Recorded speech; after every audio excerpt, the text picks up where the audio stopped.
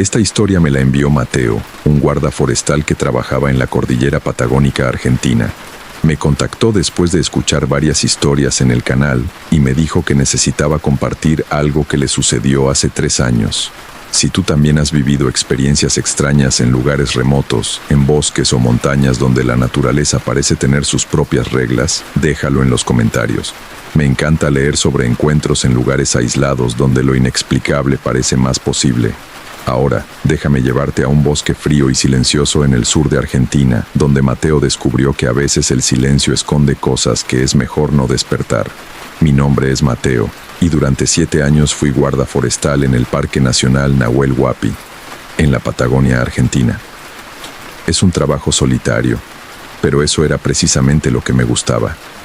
Después de años viviendo en Córdoba, rodeado de ruido y gente, la soledad de las montañas me parecía un paraíso. El parque tiene más de 700,000 hectáreas de bosques, lagos y montañas. Mi sector asignado era una zona particularmente remota en el extremo noroeste del parque, cerca del límite con Chile. Había un puesto de guardaparques allá arriba, una cabaña de madera de 2 habitaciones con paneles solares, una estufa a leña y un radio de onda corta para emergencias. El pueblo más cercano estaba a 4 horas en camioneta por caminos de tierra. Pasaba 2 semanas consecutivas en la cabaña, solo, monitoreando senderos, previniendo incendios, registrando fauna. Luego tenía una semana de descanso en Bariloche antes de volver. Era una existencia simple, me gustaba. Todo esto cambió en mayo de 2021. Era mi 6º día de turno. Había llegado el lunes y todo había transcurrido con normalidad. Las temperaturas ya eran bajas, cerca de 0 grados durante el día y bajo 0 por las noches. Los bosques de Coihue y Lenga estaban desnudos, sus ramas esqueléticas contra el cielo gris. La nieve había comenzado a caer intermitentemente. El jueves por la tarde, decidí hacer un recorrido por un sendero que no había revisado en meses. Se llamaba Sendero del Cañadón Oscuro, un nombre que los lugareños le habían dado hacía décadas. Era un sendero de 8 kilómetros que serpenteaba a través de un valle estrecho entre 2 montañas, donde el sol apenas llegaba incluso en verano. Nadie usaba ese sendero. Estaba demasiado alejado de las rutas turísticas y no llevaba a ninguna vista espectacular ni lago pintoresco.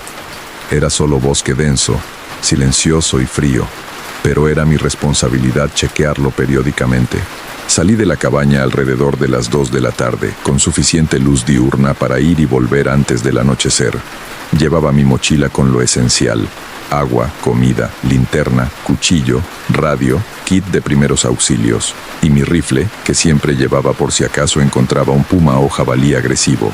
El sendero comenzaba justo detrás de la cabaña y descendía gradualmente hacia el cañadón. Los primeros kilómetros fueron tranquilos, solo el sonido de mis botas sobre las hojas secas y el ocasional graznido de algún pájaro. El aire estaba inmóvil, como si el bosque estuviera conteniendo la respiración. Después de 1 hora de caminata, el sendero se adentraba en la parte más profunda del cañadón. Las montañas a ambos lados se elevaban abruptamente, bloqueando la luz. Incluso en plena tarde, ahí abajo parecía atardecer. Las sombras eran largas y densas. Fue entonces cuando noté el silencio, no el silencio normal del bosque. Ese silencio vivo, lleno de pequeños sonidos, hojas moviéndose, ramas crujiendo, animales pequeños moviéndose entre la maleza. Esto era diferente. Esto era un silencio absoluto, total, como si todo ser vivo en kilómetros a la redonda hubiera desaparecido o estuviera escondido. Me detuve, miré alrededor, nada se movía, ni una hoja, ni un insecto, nada. Y entonces lo escuché, muy suave al principio, casi imperceptible, un susurro. No era un susurro, eran susurros. Múltiples voces muy bajas, hablando todas al mismo tiempo. No podía distinguir palabras, solo el murmullo constante de voces superpuestas. Miré hacia los árboles, tratando de identificar la fuente. ¿Turistas perdidos? ¿Excursionistas en otro sendero cercano? Pero no había otro sendero cerca, y las voces no venían de una dirección específica. Parecían venir de todas partes y de ninguna al mismo tiempo. «Hola», llamé. ¿Hay alguien ahí? Las voces se detuvieron inmediatamente. El silencio que siguió fue aún más opresivo. Esperé. 30 segundos. 1 minuto. Nada. Probablemente fue el viento, pensé, aunque no había nada de viento. Los árboles estaban completamente inmóviles. Continué caminando, pero ahora estaba alerta. Tenía la mano cerca del radio, lista para pedir apoyo si era necesario. 15 minutos después, las voces regresaron. Más fuertes esta vez. Y ahora podía distinguir algo más. No solo susurraban. Algunas estaban llorando. Sollozos suaves, ahogados, entremezclados con los murmullos. El vello de mi nuca se erizó. Desenfundé mi rifle, más por instinto que por lógica. ¿Qué iba a dispararle? ¿A voces? ¿Quién está ahí? Grité con más firmeza. Identifíquense. Esta vez las voces no se detuvieron. Si acaso se hicieron más intensas. Y entonces, para mi absoluto horror, escuché algo que hizo que mi sangre se congelara. Escuché mi nombre. Mateo. Mateo. No era una voz, eran varias, todas susurrando mi nombre al unísono, algunas en tono suplicante, otras en tono acusatorio, otras simplemente vacías. Retrocedí un paso, el rifle temblaba en mis manos.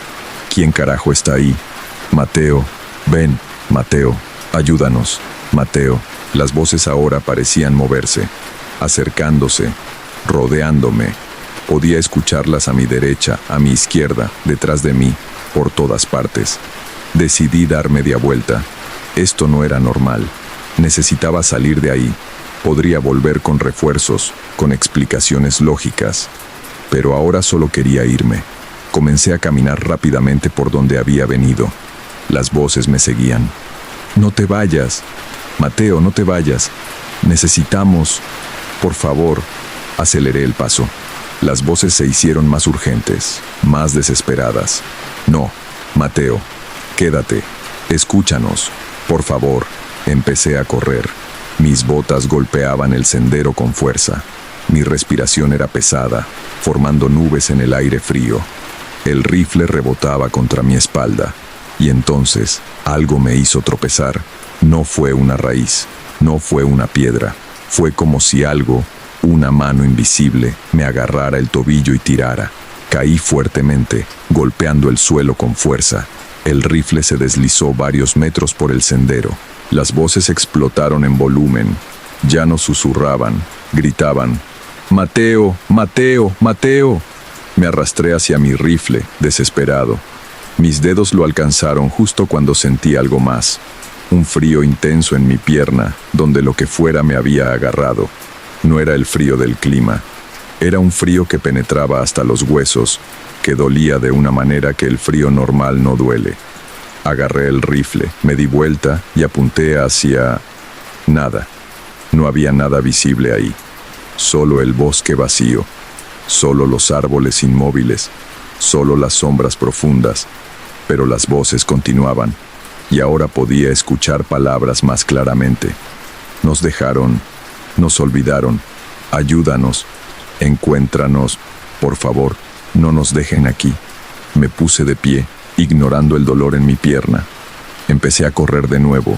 Esta vez no me detuve. Corrí durante lo que pareció una eternidad, con las voces persiguiéndome, gritando, suplicando, acusando. Solo cuando finalmente salí del cañadón, cuando el sendero comenzó a ascender y la luz del día, lo poco que quedaba, se hizo más presente, las voces comenzaron a desvanecerse.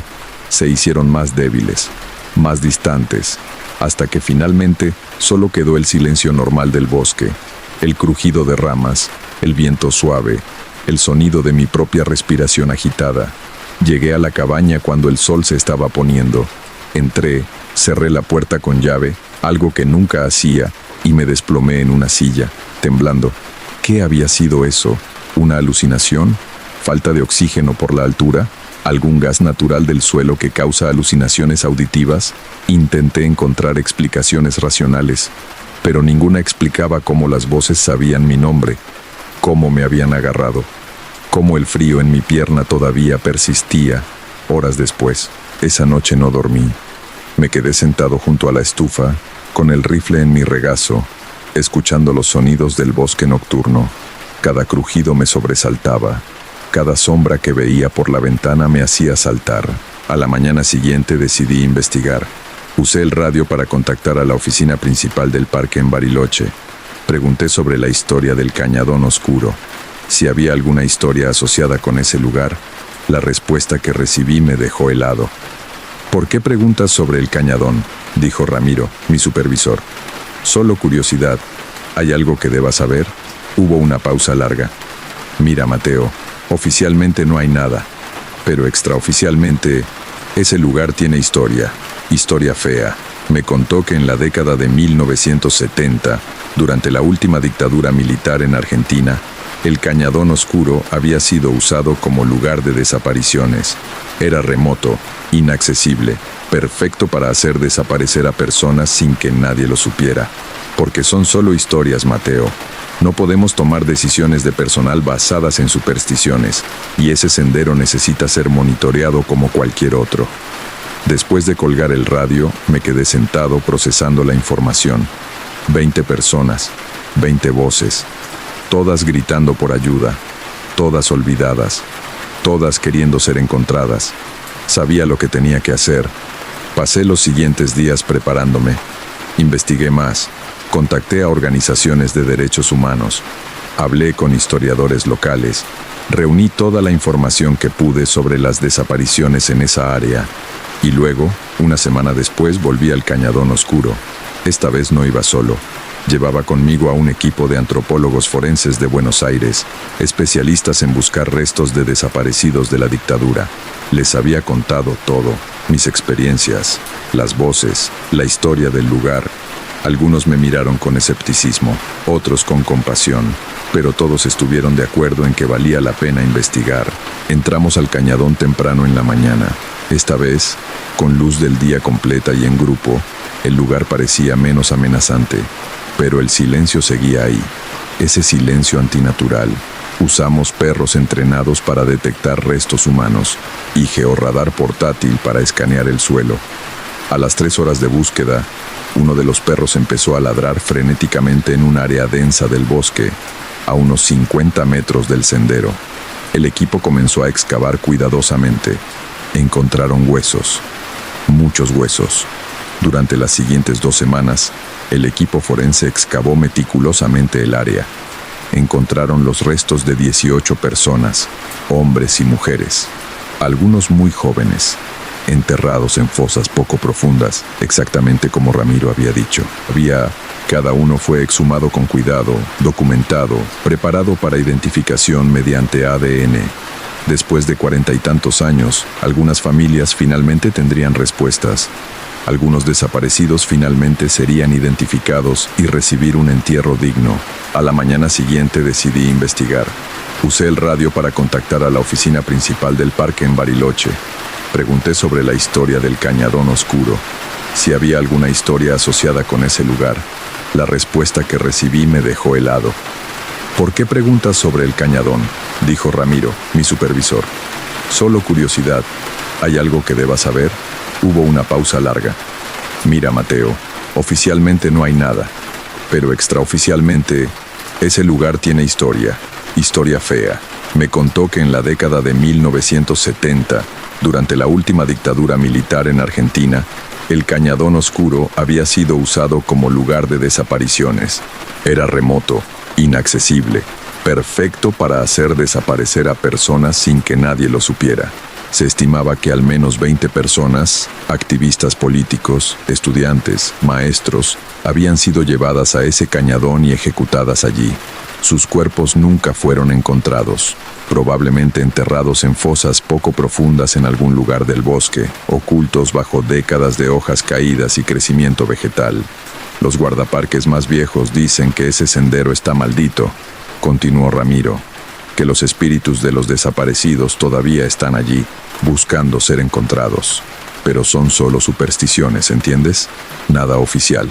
¿Alguna vez alguien ha reportado cosas extrañas ahí? Otra pausa. Algunos han reportado escuchar voces. sentir presencias. Un guarda forestal en los 90 dijo que algo lo atacó en ese sendero. Lo encontraron inconsciente con marcas en los brazos, como si alguien lo hubiera agarrado con fuerza. Pero estaba solo, no había nadie más en kilómetros. Miré mi propia pierna. Todavía tenía moretones donde algo me había agarrado el día anterior. Moretones en forma de dedos. ¿Por qué nadie me advirtió sobre esto antes de asignarme este sector? Pregunté, intentando controlar mi voz.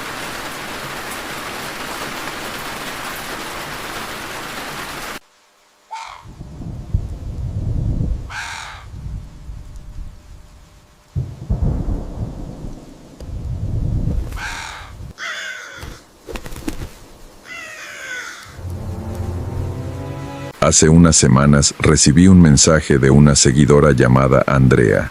Su historia es de las que te hacen cuestionar cuántos lugares en el mundo esconden secretos que nunca deberían salir a la luz.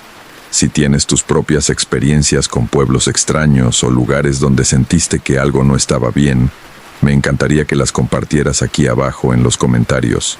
Andrea vivió esto cuando decidió tomar una ruta alternativa en un viaje por carretera y terminó en un lugar que técnicamente no debería existir. Un pueblo donde todos parecían estar esperando algo y donde ella se dio cuenta demasiado tarde de que ese algo era ella. Mi nombre es Andrea y durante mucho tiempo dudé si contar esta historia.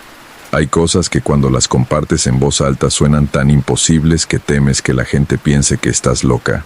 Pero pasó. Todo esto realmente pasó. Y necesito que alguien más lo sepa, por si acaso. Esto sucedió en octubre de 2022. Yo tenía 26 años y estaba haciendo un viaje por carretera sola. Había renunciado a mi trabajo, terminado una relación larga y necesitaba tiempo para pensar. Decidí manejar desde la ciudad donde vivía hasta la costa, un viaje que normalmente tomaba 8 horas por la autopista principal, pero a mitad del camino, vi un letrero que anunciaba una ruta escénica alternativa. Decía que agregaba solo 1 hora al viaje, pero pasaba por pueblos históricos y paisajes hermosos. Era mediodía de un sábado soleado. Tenía tiempo de sobra. Decidí tomar el desvío. La carretera alternativa era estrecha, de 2 carriles, serpenteando entre montañas. El paisaje era bonito al principio. Árboles en ambos lados, pequeños arroyos cruzando bajo puentes viejos. Pasé por 2 pueblos pequeños donde me detuve a tomar fotos y comer algo. Todo normal. Pero después del segundo pueblo, la carretera se volvió más solitaria. Dejé de ver otros autos. El GPS de mi teléfono empezó a fallar. La señal entraba y salía. Las montañas bloqueaban la recepción. Seguí manejando, confiando en que la carretera eventualmente me llevaría de regreso a la ruta principal. Pero después de 1 hora, empecé a preocuparme.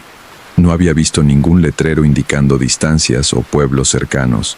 No había pasado ningún auto en ninguna dirección. Era como si estuviera completamente sola en esa carretera. Entonces, al doblar una curva cerrada, lo vi. Un pueblo. Apareció de repente, como si alguien lo hubiera colocado ahí mientras no miraba. Estaba en un valle pequeño rodeado de montañas. Podía ver una calle principal con edificios de 2 pisos, una iglesia con campanario, algunas casas dispersas. Había autos estacionados, gente caminando, señales de vida. Me sentí aliviada. Podría preguntar por direcciones, tal vez cargar gasolina. Mi tanque estaba bajando y no quería quedarme varada. Bajé por la carretera que llevaba al pueblo. Había un letrero de madera viejo y desgastado que decía: «Bienvenidos a San Ezequiel, población 247». El nombre no me sonaba familiar, pero eso no significaba nada. Había cientos de pueblos pequeños en esta región que yo nunca había visitado. Entré al pueblo manejando despacio. La calle principal era pavimento viejo y agrietado. Los edificios eran antiguos pero bien mantenidos. Había una tienda general, una farmacia, lo que parecía ser un pequeño restaurante, y la iglesia al final de la calle. Todo se veía como sacado de otra época. Años 50 o 60 quizás. Lo primero que noté fue el silencio. Aunque había gente en la calle, no se escuchaba ningún ruido, ni conversaciones, ni música, ni el sonido normal de un pueblo funcionando. Solo silencio. Lo segundo que noté fue que todos me miraban, no de forma sutil, me miraban directamente, abiertamente. Había una mujer barriendo la entrada de la tienda general que dejó de barrer y se quedó inmóvil mirándome pasar. Un hombre sacando cajas de una camioneta dejó lo que estaba haciendo para observarme. Un grupo de niños jugando en la acera se detuvieron y me siguieron con la vista. Era inquietante, pero traté de no pensar demasiado en ello. Pueblos pequeños, pensé. La gente se sorprende cuando llegan forasteros. Me estacioné frente a la tienda general.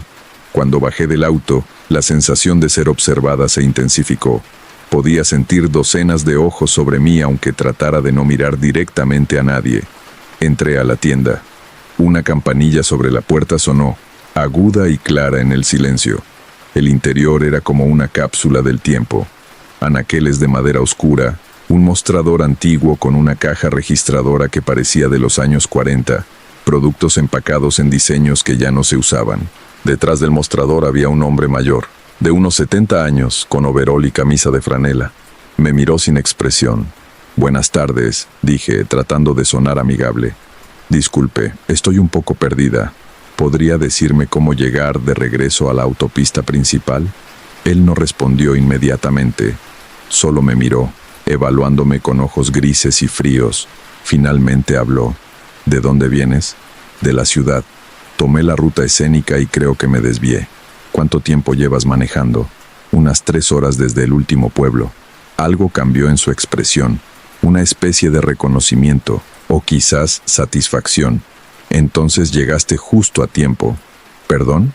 «Hoy es sábado, día de servicio. Te esperábamos». Un escalofrío me recorrió la espalda. «No entiendo. Yo solo necesito direcciones. Primero el servicio, luego te indicamos el camino». Se inclinó sobre el mostrador. «Son las reglas. Todos los que llegan en sábado deben asistir al servicio». Yo solo pasaba por aquí. No sabía que existía este pueblo. Nadie lo sabe hasta que llegan. Sonrió, pero no había calidez en esa sonrisa. «El servicio comienza en 1 hora en la iglesia. Te sugiero que asistas. Por tu propio bien». Retrocedí hacia la puerta. «Creo que mejor me voy». «No puedes». Su voz era plana, sin emoción. «Las carreteras se cierran hasta después del servicio. Es tradición». Salí de la tienda rápidamente. Mi corazón latía fuerte. Algo estaba muy mal aquí.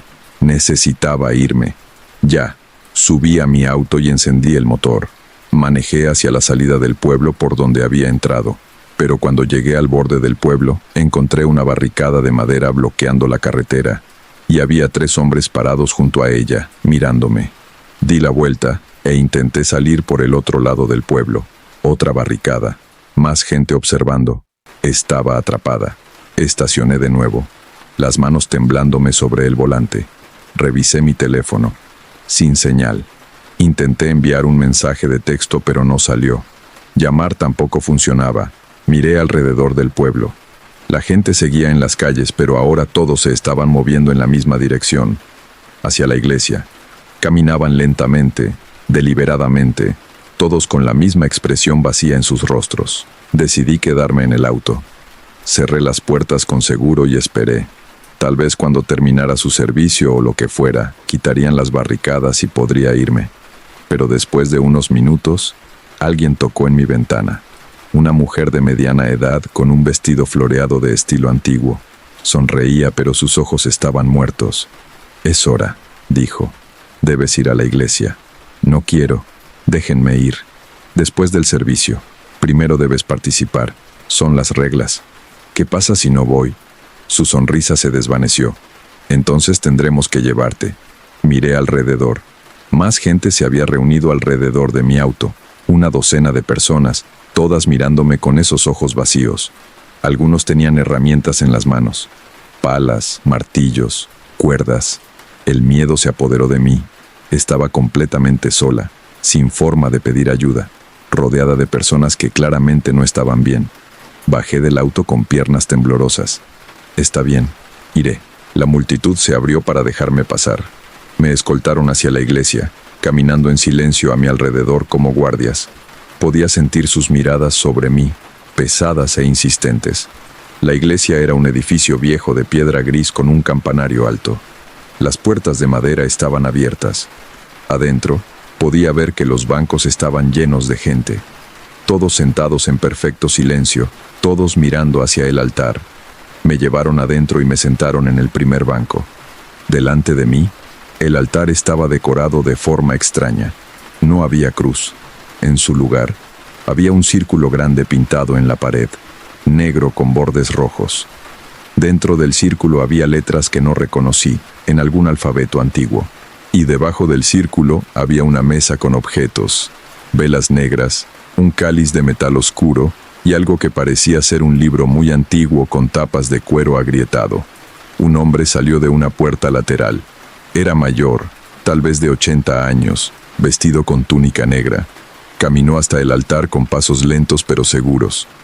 «Hermanos y hermanas», dijo con voz sorprendentemente fuerte, «hoy es un día bendito. Una visitante ha llegado, como fue profetizado, como siempre sucede». Todos en la iglesia giraron para mirarme, cientos de ojos fijos en mí.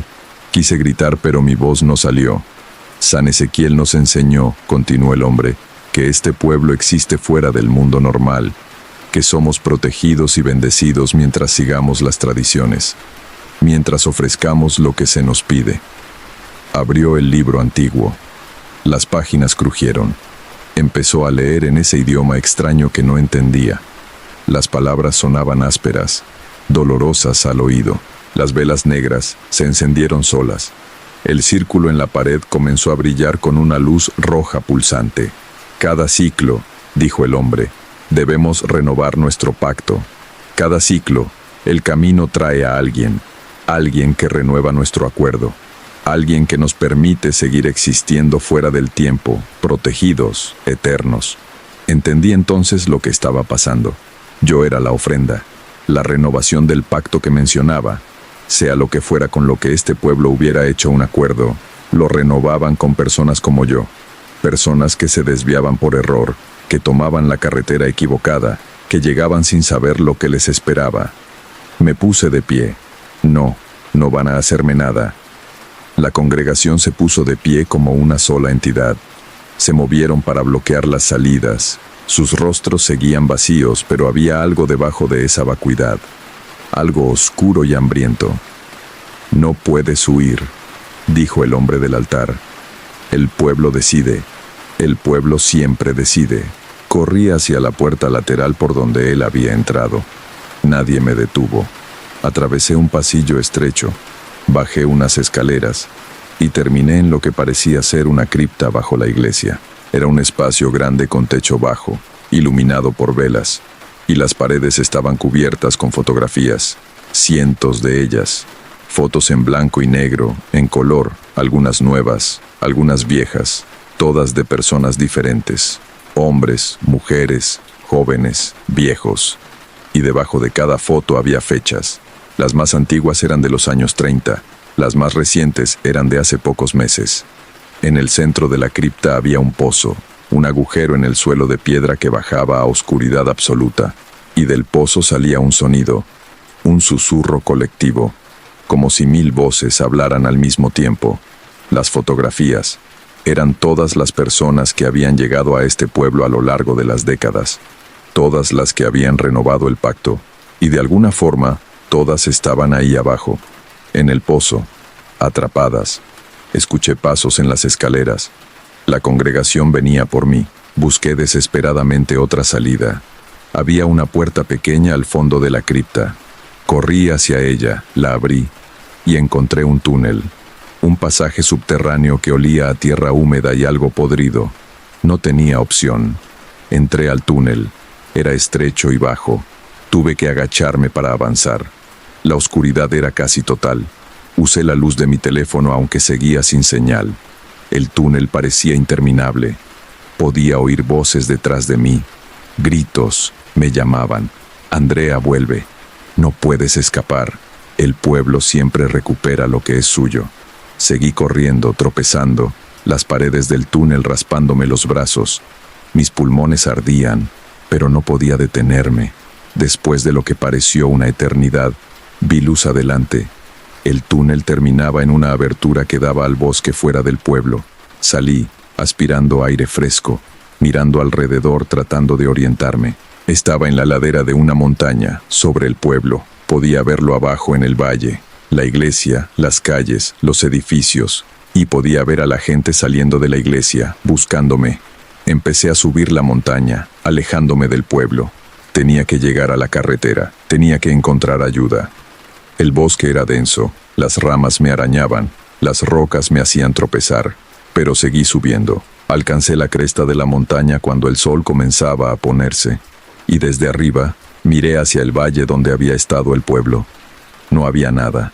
El valle estaba vacío, solo árboles, rocas, tierra, ningún edificio, ninguna carretera, ninguna señal de que alguna vez hubiera habido un pueblo ahí. Parpadeé, segura de que mis ojos me engañaban, pero no. El valle estaba completamente vacío. San Ezequiel había desaparecido. Caminé durante horas en la oscuridad, siguiendo la carretera que había tomado originalmente. Eventualmente llegué a la ruta principal. Un conductor de camión se detuvo y me llevó a la ciudad más cercana. Le conté que había tenido problemas con mi auto y me había perdido en el bosque. No le mencioné el pueblo. Sabía que no me creería. Fui a la policía al día siguiente. Les dije que había un pueblo extraño en las montañas, que algo malo estaba pasando ahí. Me miraron como si estuviera loca. Revisaron mapas. No había ningún pueblo llamado San Ezequiel en esa región. Nunca lo había habido. Insistí en que me llevaran al lugar. Fuimos en patrulla, yo guiándolos. Cuando llegamos al lugar donde había visto el letrero de bienvenida, no había nada, solo carretera vacía. Cuando bajamos al valle, solo encontramos bosque denso. Ninguna señal de civilización, ninguna carretera que llevara a un pueblo que no existía. Los oficiales pensaron que había tenido algún episodio, estrés del viaje, quizás alucinaciones. Me sugirieron ver a un doctor. Me llevaron de regreso a la ciudad y eso fue todo. Pero yo sé lo que vi, sé lo que viví. El pueblo era real. Las personas eran reales. El pacto que habían hecho era real. Investigué durante semanas. Busqué en archivos históricos, en bibliotecas, en internet. Encontré algo finalmente. Una mención breve en un libro de historia regional de 1923. Hablaba de un pueblo llamado San Ezequiel que había sido fundado en 1887. En 1932, todo el pueblo desapareció. 247 personas. De la noche a la mañana. Las autoridades fueron a investigar después de que nadie del pueblo apareció en la ciudad cercana durante semanas. Cuando llegaron, el pueblo estaba vacío, sin cuerpos, sin señales de lucha, sin nada, como si todos hubieran simplemente dejado de existir. El caso nunca se resolvió. El pueblo fue declarado abandonado, pero con el tiempo, incluso el sitio del pueblo desapareció de los mapas. La gente olvidó que había existido, pero no desapareció realmente. Hizo un pacto con algo antiguo y oscuro, algo que los mantuvo existiendo fuera del tiempo normal, existiendo en momentos específicos, en días específicos, esperando a que personas desprevenidas tomaran la carretera equivocada. Y cada vez que alguien llega, renuevan su pacto. Mantienen su existencia por otro ciclo más. Atrapan otra alma en ese pozo bajo la iglesia. He intentado volver, varias veces, pero nunca encuentro el desvío. La entrada a esa carretera alternativa simplemente no está ahí cuando la busco. Es como si el camino solo aparezca para ciertas personas en ciertos momentos. O quizás ya cumplí mi propósito. Llegué, vi el pueblo, escapé. Y al escapar, quizás rompí algo. Quizás el pacto requería que yo me quedara. Y al irme, lo debilité. O quizás solo me están dejando vivir con el conocimiento, sabiendo que hay lugares que existen entre los espacios del mundo normal, lugares que atrapan a los que se desvían del camino, lugares llenos de gente que hizo pactos terribles hace décadas y ahora están atrapados en un ciclo eterno de existencia y renovación. A veces me pregunto qué pasó cuando no me quedé. ¿El pueblo simplemente desapareció hasta el próximo ciclo? ¿O están buscando otra forma de renovar su pacto? ¿Otro camino? ¿Otra víctima? ¿Otra oportunidad? Y me pregunto sobre todas esas fotografías en la cripta. Todas esas personas a lo largo de las décadas. ¿Todavía están ahí? ¿Atrapadas en ese pozo? ¿Conscientes? ¿Sufriendo? No hay forma de saberlo. No hay forma de salvarlas, porque el pueblo no existe en ningún mapa, no existe en ningún registro oficial. Solo existe para aquellos que toman la carretera equivocada en el momento equivocado. He dejado de hacer viajes por carretera sola. Me quedo en las autopistas principales. Ignoro los letreros que prometen rutas escénicas, porque ahora sé que algunos desvíos no son accidentes, son trampas, cuidadosamente colocadas para los desprevenidos. Y en algún lugar, en un valle que no aparece en ningún mapa, un pueblo espera. Sus habitantes inmóviles entre ciclos, su iglesia silenciosa, su pozo profundo lleno de almas atrapadas, esperando el próximo sábado, esperando la próxima persona que se desvíe, esperando renovar el pacto una vez más. Esa es la historia que Andrea me compartió.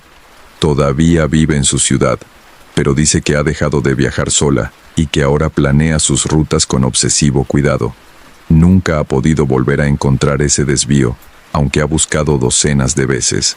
Si alguna vez has tomado una carretera secundaria y has sentido que algo no estaba bien, o si has visto pueblos que después no pudiste encontrar en mapas, compártelo en los comentarios.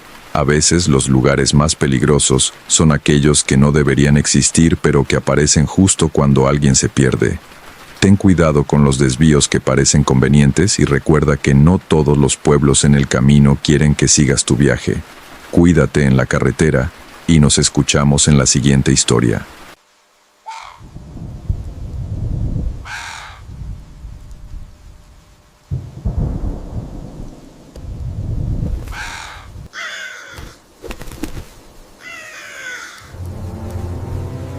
Esta historia me la compartió una oyente llamada Sofía, quien vive en Santiago de Chile. Lo que me contó sobre su vecino del departamento de al lado es algo tan cotidiano al principio que cualquiera podría vivirlo, y precisamente por eso es tan perturbador.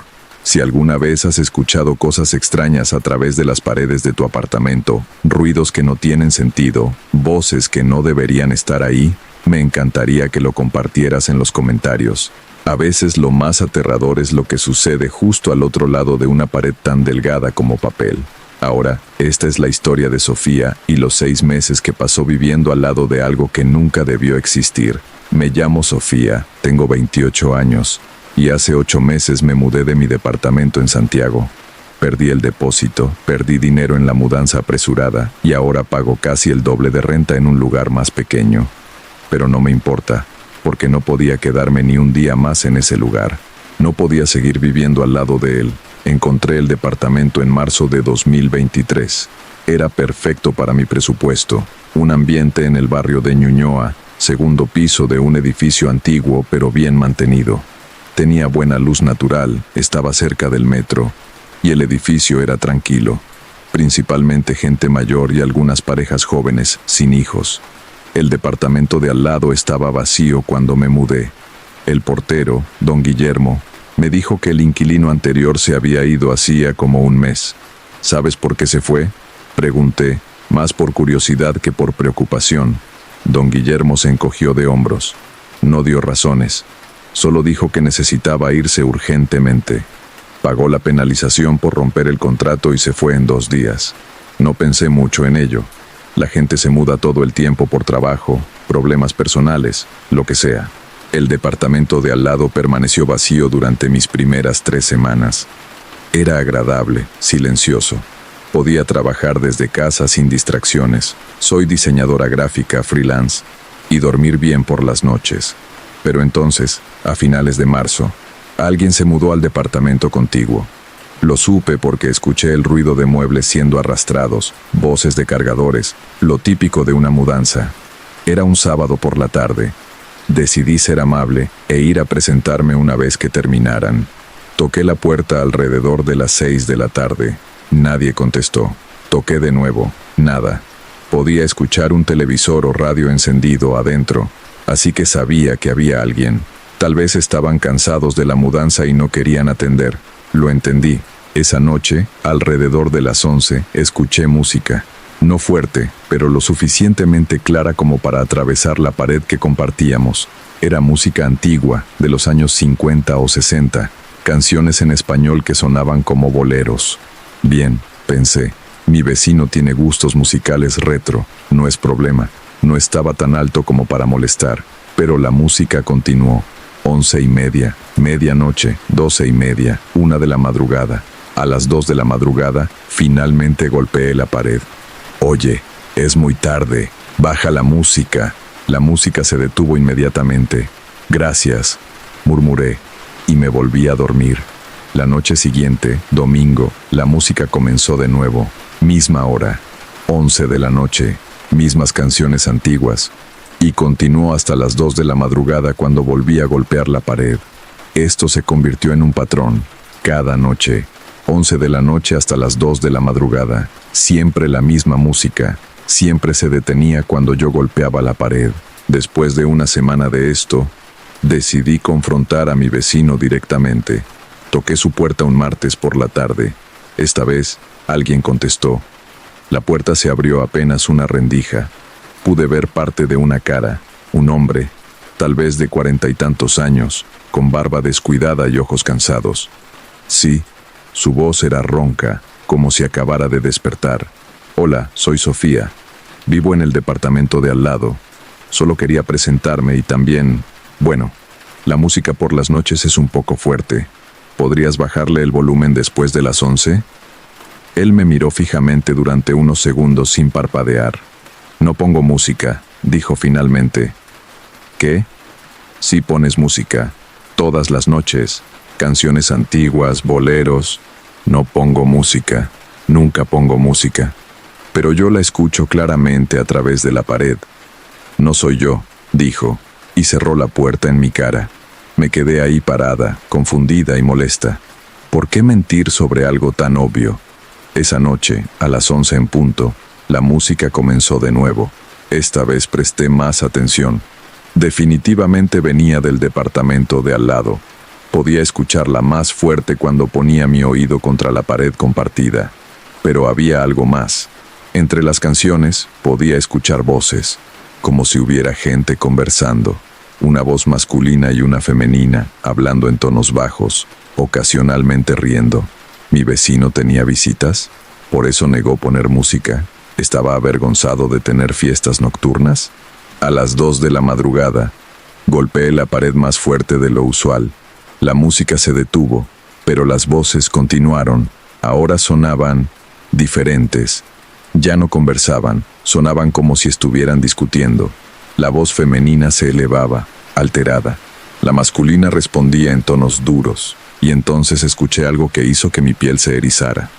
Un grito femenino agudo, cortado abruptamente.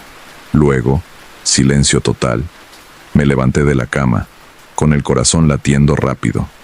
Acababa de escuchar lo que pensé que escuché. ¿Debería llamar a la policía? Esperé, con el oído pegado a la pared. Nada. Silencio completo. Tal vez estaban viendo una película. Tal vez fue algo en la televisión. Eso tenía sentido. Pero no pude volver a dormir esa noche. A la mañana siguiente, miércoles, salí temprano a trabajar en una cafetería. Necesitaba salir del departamento. Cuando volví por la tarde me crucé con don Guillermo en el lobby. Don Guillermo, ¿usted conoce al nuevo inquilino del departamento al lado del mío? ¿El del 2B? Sí, claro, el señor Muñoz. ¿Por qué? ¿Vive solo? Sí, hasta donde yo sé. ¿Hay algún problema? Es que escucho voces por las noches, como si tuviera visitas, y música fuerte. Don Guillermo frunció el ceño. Qué raro. Yo nunca lo veo con nadie. De hecho, casi nunca lo veo salir. Sale muy temprano en la mañana, como a las 6, y vuelve tarde por la noche. Es muy reservado. ¿Y antes de él? ¿El inquilino anterior también era ruidoso? Don Guillermo dudó. Mira, no me gusta hablar de los inquilinos, pero el que vivía antes que el señor Muñoz también se quejaba de ruidos, pero de ruidos que venían del departamento cuando estaba vacío. Decía que escuchaba cosas a través de la pared. ¿Qué tipo de cosas? Música, voces, pasos. Pero cuando yo entraba a revisar el departamento vacío, nunca había nada. Pensé que estaba imaginando cosas, o que los sonidos venían de otro lado y él se confundía. Un escalofrío me recorrió. ¿Cuántos inquilinos han vivido en mi departamento en los últimos años? En tu departamento, el 2A, ha sido la quinta inquilina en 3 años. ¿Quinta? ¿Por qué se fueron los demás? Diferentes razones. Pero, ahora que lo mencionas, varios se quejaron de ruidos molestos, del departamento de al lado. ¿Y el 2B? ¿Cuántos inquilinos ha tenido? Don Guillermo se rascó la cabeza. El señor Muñoz es el tercero en 6 meses. Antes de él hubo una pareja joven que duró 2 meses. Y antes, un estudiante que se fue después de 3 semanas. Algo no estaba bien. Había un patrón aquí. Esa noche decidí grabar. Configuré mi teléfono para grabar audio toda la noche. Lo dejé en el buró junto a la pared compartida. A las 11 en punto la música comenzó puntualmente. La grabación la captó clara. Canciones antiguas en español, boleros, como había pensado, y las voces. La grabación las captó también. Una conversación entre un hombre y una mujer, pero no podía distinguir las palabras, solo el tono. Amigable al principio, luego más tenso, luego argumentativo, y a las 2:17 de la madrugada, el grito, captado perfectamente en la grabación, un grito femenino de terror absoluto, seguido por un golpe sordo y luego silencio. A la mañana siguiente, tomé la grabación y fui directamente a la policía. El carabinero que me atendió escuchó la grabación con expresión seria. ¿Y dice que esto viene del departamento de su vecino? Sí, todas las noches. La misma secuencia. Música, conversación, discusión, grito. ¿Ha visto a su vecino con alguna mujer? No, el portero dice que vive solo. Pero claramente hay alguien más ahí, o trae visitas diferentes cada noche. El carabinero anotó la dirección. Vamos a hacer una visita de bienestar, solo para verificar que todo esté bien. Volví a mi departamento con una mezcla de alivio y ansiedad. Finalmente alguien iba a investigar. Esa tarde, 2 carabineros llegaron al edificio. Yo observaba desde la mirilla de mi puerta mientras tocaban al 2B. Mi vecino, el señor Muñoz, abrió la puerta. Los carabineros hablaron con él. No podía escuchar la conversación, pero vi que lo dejaban entrar al departamento. Estuvieron adentro unos 15 minutos. Cuando salieron pasaron por mi puerta. Toqué y salí a hablar con ellos. ¿Y? ¿Encontraron algo? Uno de los carabineros negó con la cabeza. El señor Muñoz vive solo. No hay nadie más en el departamento. No hay señales de violencia o problemas. Dice que no pone música por las noches porque se acuesta temprano por su trabajo. Pero yo tengo la grabación. La escuchamos, pero el departamento está vacío excepto por él, y él niega ser la fuente del ruido. Entonces, ¿de dónde viene? El otro carabinero se encogió de hombros. Podría ser de otro departamento. El sonido viaja de formas raras en edificios antiguos. Podría parecer que viene de al lado cuando en realidad viene de arriba, abajo o al otro extremo del edificio. Pero está tan claro, viene de justo al otro lado de esa pared. Señorita, investigamos y no encontramos evidencia de ningún crimen o disturbio. Si el ruido continúa, puede hacer una queja formal con la administración del edificio. Pero no hay nada más que podamos hacer. Se fueron. Yo me quedé frustrada y confundida. Esa noche, puse mi oído directamente contra la pared a las 11 en punto. La música comenzó. Pero esta vez hice algo diferente. Salí de mi departamento y fui al pasillo. Puse mi oído contra la puerta del 2B. No se escuchaba nada. Ninguna música. Ninguna voz. Silencio completo. Pero cuando volví a mi departamento y puse el oído contra la pared compartida, ahí estaba. Clara como el agua, la música, las voces. ¿Cómo era posible? Decidí hacer un experimento. Configuré mi teléfono para grabar en mi departamento y le pedí prestado el teléfono a una amiga para grabar simultáneamente en el pasillo, afuera del 2B. A las 11 de la noche, ambos teléfonos estaban grabando. A la mañana siguiente, revisé ambas grabaciones. La grabación de mi departamento captó todo.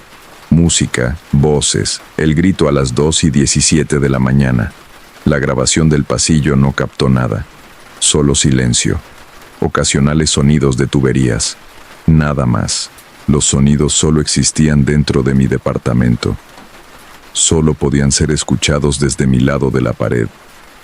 Eso no tenía ningún sentido físico. Comencé a investigar la historia del edificio. Fue construido en 1962. Ha tenido varios dueños a lo largo de las décadas. La mayoría de los registros eran difíciles de conseguir, pero encontré algo en los archivos de periódicos de la Biblioteca Nacional. En 1968 hubo un asesinato en ese edificio. Una mujer joven de 24 años, llamada Alicia Ramírez, fue asesinada por su novio en uno de los departamentos. Él la había estrangulado durante una discusión. La mató alrededor de las 2 de la madrugada. Los vecinos escucharon gritos, pero pensaron que era solo una pelea de pareja y no intervinieron. El novio fue arrestado, condenado, murió en prisión años después. El artículo no especificaba qué departamento exactamente. Solo decía segundo piso, unidad B, 2B, el departamento del señor Muñoz. Sentí que todo mi cuerpo se enfriaba. ¿Era posible? Estaba escuchando un eco del pasado, una grabación residual de aquella noche horrible de 1968. Pero eso no explicaba por qué solo yo lo escuchaba. ¿Por qué solo desde mi departamento? ¿Por qué el señor Muñoz, que vivía exactamente donde sucedió, no escuchaba nada? Esa noche decidí hacer algo estúpido. A las 2:15 de la mañana, cuando sabía que la escena estaba por llegar a su clímax, salí de mi departamento y toqué fuerte la puerta del 2B. Escuché pasos apresurados dentro. La puerta se abrió. El señor Muñoz estaba en pijama, con los ojos adormilados y confundidos. ¿Qué pasa? ¿Por qué toca a esta hora? ¿No lo escucha?, dije casi gritando. La música, las voces, están discutiendo ahora mismo. Él me miró como si estuviera loca. No hay música, no hay voces, solo usted, gritando en mi puerta a las 2 de la mañana. Déjeme entrar, déjeme pasar y se lo muestro. Definitivamente no. Váyase o llamo a la policía. Y cerró la puerta. Puse mi oído contra su puerta. Silencio total. Volví a mi departamento. Puse el oído contra la pared. Las voces estaban ahí, gritando ahora, discutiendo violentamente, y entonces, el grito, el golpe, el silencio. Pero solo yo podía escucharlo. Los siguientes días fueron un infierno. No podía dormir. La falta de sueño me estaba afectando. Cometía errores en mi trabajo. Me veía demacrada. Y entonces, una noche, algo cambió. Era viernes, las 11 de la noche. La música comenzó como siempre, pero esta vez, después de unos minutos, escuché algo nuevo. La voz femenina, muy clara, diciendo mi nombre. Sofía. Me congelé. Sofía, ¿puedes escucharme? Esto nunca había pasado antes. Siempre era solo la misma conversación, la misma discusión, la misma secuencia. Nunca me había hablado directamente. Alicia, susurré. Eres Alicia Ramírez. Finalmente sabes mi nombre. He estado tratando de llegar a ti. Eres la primera que realmente escucha. ¿Qué quieres? Necesito que sepas la verdad. Sobre lo que pasó. Sobre lo que sigue pasando. ¿Qué verdad? Él no se fue. Después de matarme. Después de ir a prisión. Después de morir. No se fue. Todavía está aquí. En este departamento. Y cada vez que alguien nuevo se muda al lado, lo escucho. Escucho cómo planea, cómo espera, cómo prepara. ¿Prepara qué? Hacerlo de nuevo. Nunca se arrepintió. Solo lamentó que lo atraparan. Y ahora que está muerto, que no puede ser capturado, quiere hacerlo de nuevo. Y de nuevo. Y de nuevo. El señor Muñoz es solo el recipiente más reciente. Él no lo sabe todavía. Pero cada noche mientras duerme, él entra, se instala, poco a poco. Y un día, el señor Muñoz despertará y no será más el señor Muñoz. Será él, Roberto, mi asesino, y buscará a alguien nuevo. ¿Por qué me estás diciendo esto? Porque eres la siguiente. Te he visto. Cómo te mira cuando sales. Cómo encuentra excusas para estar en el pasillo cuando tú estás. Ya te eligió. Solo está esperando el momento correcto. Mi sangre se heló. Recordé las pocas veces que me había cruzado con el señor Muñoz en el pasillo. Cómo sus ojos me seguían un segundo más de lo normal. Cómo a veces lo sentía mirando por su mirilla cuando yo salía. Tienes que irte. Ahora, esta noche. No esperes. Una vez que esté completamente instalado, será demasiado tarde, y nadie te creerá, como nadie me creyó cuando pedí ayuda antes de que me matara. ¿Cómo puedo ayudarte? ¿Cómo puedo liberarte? No puedes. Yo estoy atrapada aquí, condenada a revivir mi muerte cada noche. Pero tú puedes salvarte. Vete. Vete ahora. La voz se desvaneció. La música continuó unos minutos más y luego se detuvo. No esperé hasta la mañana. Empaqué una maleta con lo esencial esa misma noche. A las 4 de la madrugada salí del departamento silenciosamente. Mientras cerraba mi puerta con llave, escuché algo que confirmó cada palabra de Alicia. La puerta del 2B se abrió lentamente. El señor Muñoz, o lo que fuera que ahora habitaba en él, estaba parado en su umbral. Pero no era el mismo hombre. Algo en su postura, en sus ojos, era diferente. ¿A dónde vas, Sofía? Su voz era diferente también, más profunda, más fría. No respondí. Solo corrí hacia las escaleras. Me quedé en un hotel esa noche. A la mañana siguiente, llamé al dueño del departamento y le dije que me iba inmediatamente, que podía quedarse con el depósito y el mes pagado. No me importaba. Solo necesitaba salir del contrato. Recogí mis cosas con la ayuda de 2 amigos durante el día, cuando sabía que el señor Muñoz estaba en el trabajo. Don Guillermo me ayudó, confundido pero comprensivo. No volví nunca más. 2 meses después me enteré por don Guillermo, a quien le había dado mi número, que el señor Muñoz había sido arrestado. Una mujer joven del edificio lo había denunciado por acecho. Habían encontrado fotos de ella en su departamento, fotos tomadas sin su conocimiento. La investigación reveló que tenía antecedentes, acusaciones previas de acoso, nada que hubiera llegado a condena, pero un patrón claro. La mujer tuvo suerte, lo denunció a tiempo. Don Guillermo también me dijo que mi antiguo departamento, el 2A, seguía vacío. Nadie había durado más de 2 semanas desde que me fui. Todos se quejaban de lo mismo, ruidos, voces, música por las noches.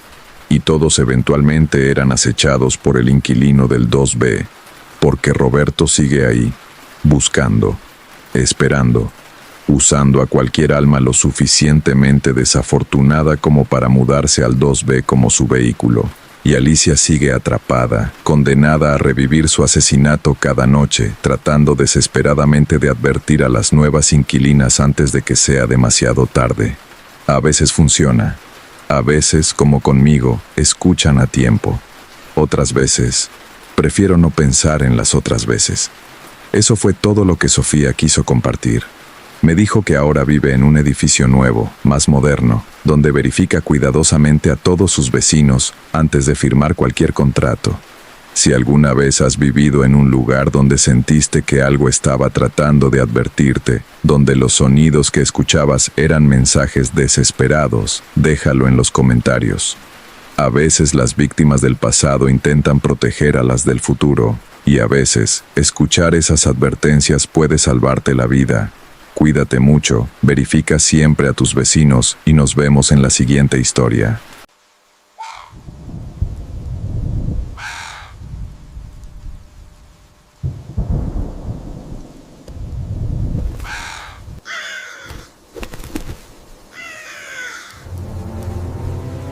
Esta historia me la envió Carlos, un seguidor del canal que vive en un pequeño pueblo de la sierra. Cuando leí su mensaje por primera vez, sentí un escalofrío recorrer mi espalda. Si tú también has vivido algo inexplicable y quieres que lo comparta aquí, déjamelo en los comentarios o envíamelo directamente. Me fascina leer cada una de sus experiencias. Ahora, lo que Carlos vivió hace 2 años en la casa de su abuela es algo que lo persigue hasta el día de hoy. Una historia sobre pactos antiguos, brujería y algo que nunca debió ser despertado. Mi nombre es Carlos, tengo 32 años, y lo que voy a contar sucedió hace exactamente 2 años, aunque para mí se siente como si hubiera pasado ayer. Cada detalle permanece grabado en mi mente con una claridad que a veces desearía no tener, pero necesito contarlo. Necesito que alguien más sepa lo que pasó en esa casa, en ese pueblo olvidado entre las montañas. Todo comenzó cuando recibí la llamada de mi tía Lucía. Era una tarde de octubre. El sol se estaba poniendo y yo acababa de llegar a mi apartamento después de un día agotador en la oficina. El teléfono sonó justo cuando me quitaba los zapatos. Era mi tía, y su voz sonaba extraña, quebrada. «Carlos, tu abuela falleció esta mañana», dijo sin rodeos. «Fue en paz, dormida, pero necesitamos que vengas al pueblo. Hay cosas que resolver, papeles, la casa». Mi abuela Remedios. Hacía casi 5 años que no la veía. La vida en la ciudad, el trabajo, las excusas de siempre. Una ola de culpa me golpeó el pecho. Prometí llegar al día siguiente. El pueblo se llamaba San Miguel del Monte, enclavado en una sierra que parecía olvidada por el tiempo. 3 horas de carretera desde la ciudad, la última hora por caminos de terracería que hacían vibrar todo el auto. Llegué al atardecer del día siguiente. El pueblo era más pequeño de lo que recordaba. Apenas 50 casas, una iglesia antigua con la pintura descascarada, una plaza con árboles centenarios. El silencio era denso, interrumpido solo por el ladrido ocasional de algún perro. La casa de mi abuela estaba en las afueras, una construcción vieja de adobe con techo de tejas rojas, rodeada por un terreno amplio donde ella cultivaba hierbas y flores.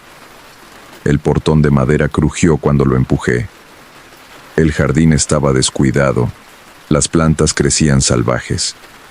Un olor peculiar flotaba en el aire, una mezcla de tierra húmeda y algo más, algo que no pude identificar en ese momento. Mi tía me esperaba en el porche. Lucía más envejecida de lo que recordaba, su cabello casi completamente gris ahora. Me abrazó sin decir nada. Sus ojos estaban hinchados de tanto llorar. «Gracias por venir, mijo», susurró. «Necesitamos hablar de muchas cosas». El funeral fue al día siguiente. Pequeño, íntimo. La mayoría de los asistentes eran viejos del pueblo.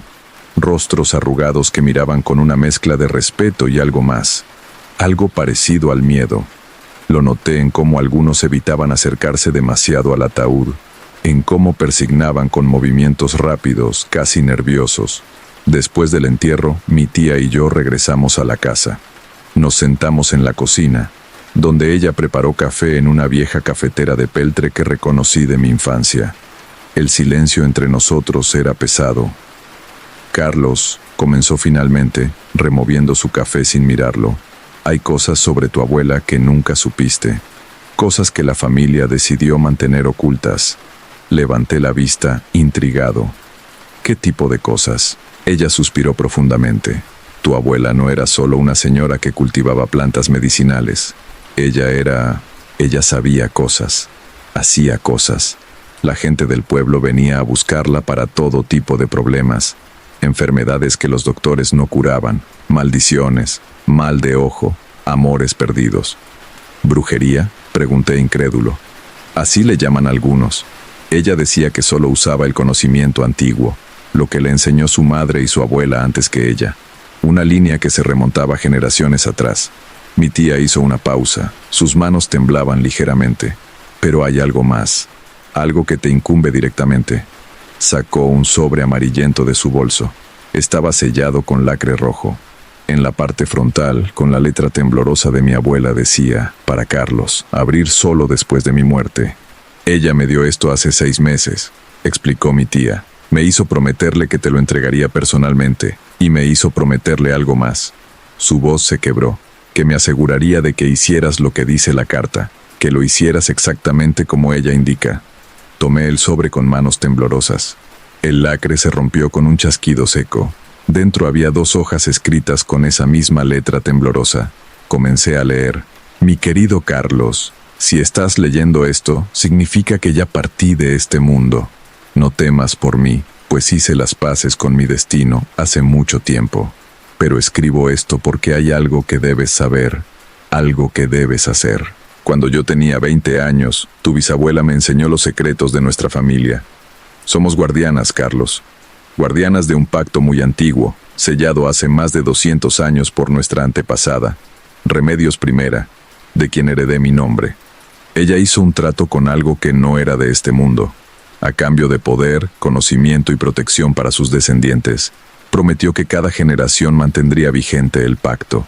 Cada 20 años, En la noche de luna nueva más cercana al Día de Muertos, la guardiana de turno debe realizar un ritual en el sótano de esta casa.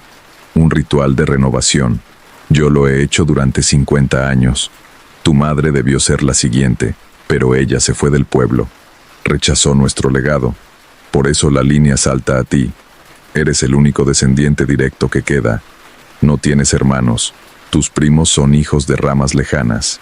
El próximo ritual debe realizarse el 2 de noviembre de este año, a medianoche. Las instrucciones exactas están en el libro que encontrarás en el sótano, dentro del baúl de hierro.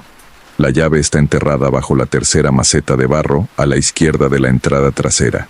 Carlos, esto no es una petición, es una obligación. Si el pacto no se renueva, si el ritual no se realiza, las consecuencias serán terribles. No solo para ti, sino para toda la familia, para todo el pueblo.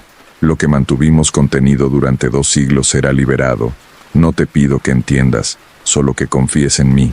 He protegido esta familia toda mi vida. Ahora te toca a ti. Con amor, tu abuela Remedios. Dejé caer las hojas sobre la mesa. Mi corazón latía acelerado. Esto es una locura, murmuré. Yo también lo pensé al principio, dijo mi tía en voz baja. Pero he vivido en este pueblo toda mi vida, Carlos. He visto cosas. Tu abuela, ella mantenía algo bajo control. Desde que murió, hace apenas 3 días, cosas extrañas están pasando. ¿Qué tipo de cosas? Animales muertos sin razón aparente. Perros que aúllan toda la noche mirando hacia esta casa. María del Rosario, la vecina de al lado, dice que escucha voces que vienen del jardín cuando pasa por aquí después del anochecer. Y yo misma, anoche vine a revisar la casa y sentí algo, una presencia. Tía, ¿esto suena a superstición? ¿A historias de viejas? Sus ojos brillaban con una intensidad que me asustó. Tu abuela me mostró cosas antes de morir, Carlos. Cosas reales. El libro del que habla en la carta, lo vi una vez cuando era niña. Está escrito en un idioma que no es español, con símbolos que hacen que te duela la cabeza solo de mirarlos. Miré por la ventana. El sol ya se había ocultado completamente. Las sombras del jardín parecían más densas de lo normal. Un escalofrío recorrió mi espalda. Supongamos que todo esto es real, dije lentamente. ¿Qué pasa si no hago el ritual? Mi tía se puso pálida. Según tu abuela, el pacto se rompería. Y lo que está contenido quedaría libre. ¿Qué es lo que está contenido? No lo sé con exactitud. Tu abuela nunca quiso decírmelo. Solo mencionó una vez que era algo que su antepasada invocó sin entender completamente lo que hacía. Algo poderoso y antiguo. Y peligroso. Esa noche dormí en la casa, en mi antigua habitación que mi abuela había mantenido exactamente como la dejé la última vez que la visité. No pude conciliar el sueño hasta pasadas las 3 de la madrugada. Cada crujido de la vieja casa me sobresaltaba. En algún momento escuché pasos en el pasillo, pero cuando salí a revisar, no había nadie. Al día siguiente, decidí buscar la llave. Necesitaba ver con mis propios ojos ese libro, ese sótano del que hablaba la carta. Parte de mí esperaba que todo fuera un delirio de una anciana en sus últimos días, pero otra parte, una parte más profunda e instintiva, sabía que era real. Encontré las macetas donde mi abuela indicaba. Conté 3 desde la izquierda y comencé a escarbar en la tierra. A unos 15 centímetros de profundidad, mis dedos tocaron metal. Era una llave antigua, de hierro negro, pesada y fría. Tenía grabados símbolos extraños a lo largo del mango. El acceso al sótano estaba en la cocina, una trampilla de madera que siempre había estado ahí pero que yo, en mi infancia, nunca había visto abierta. Mi abuela siempre decía que era solo un almacén de conservas. Levanté la trampilla con esfuerzo. Las bisagras chirriaron lastimosamente. Una escalera de madera descendía hacia la oscuridad. Un olor a humedad y algo más subió hasta mí, algo parecido a incienso rancio mezclado con tierra mojada. Encendí la linterna de mi teléfono y comencé a bajar. Los escalones crujían bajo mi peso. El sótano era más grande de lo que esperaba, con techo bajo de vigas de madera. Las paredes eran de piedra, húmedas al tacto. En un rincón, tal como describía la carta, Había un baúl de hierro cubierto de óxido y más símbolos grabados. Me acerqué lentamente. El aire aquí abajo se sentía más pesado, como si estuviera cargado de electricidad estática. Mis manos temblaban cuando introduje la llave en la cerradura. Giró con dificultad, pero giró. Abrí el baúl. Dentro había varios objetos. Velas negras, frascos con líquidos de colores oscuros, bolsas con hierbas secas, un cuchillo con mango de hueso tallado. Y el libro. Era un tomo grueso, encuadernado en cuero negro agrietado por los años. No tenía título en la portada, solo un símbolo circular con líneas intrincadas que parecían moverse bajo la luz de mi linterna. Cuando lo toqué, sentí una descarga eléctrica que me hizo retirar la mano instintivamente. Respiré profundo y lo tomé con más determinación. Lo abrí con cuidado. Las páginas eran de un pergamino grueso, amarillento. El texto estaba escrito a mano, en una caligrafía antigua. Había párrafos en español antiguo, pero la mayoría estaba en un idioma que no reconocí. Los símbolos que acompañaban el texto eran complejos, geométricos, inquietantes. Busqué la sección que mi abuela había mencionado. Después de varios minutos, encontré un marcador, una cinta roja que señalaba una página titulada Ritual de Renovación del Pacto. Comencé a leer las instrucciones. Era detallado, específico. Debía preparar un círculo con sal en el centro del sótano, colocar velas en puntos específicos, quemar ciertas hierbas, recitar palabras en ese idioma extraño a medianoche exacta. Y luego, la parte que me heló la sangre. Debía hacer una ofrenda de sangre. Una gota de la guardiana es suficiente para renovar el lazo que nos une, decía. Pero cuidado, pues si el ritual se interrumpe, si la secuencia no se completa, el guardián que espera del otro lado no podrá regresar a su prisión. ¿Guardián? ¿Prisión? Seguí leyendo, buscando más información. Encontré una sección más adelante que hablaba sobre el origen del pacto. Según el texto, mi antepasada Remedios I había invocado a una entidad en 1823, desesperada por salvar al pueblo de una sequía que había durado 3 años. La entidad le ofreció un trato, traería las lluvias, protegería al pueblo y a sus descendientes, les daría conocimiento del mundo oculto.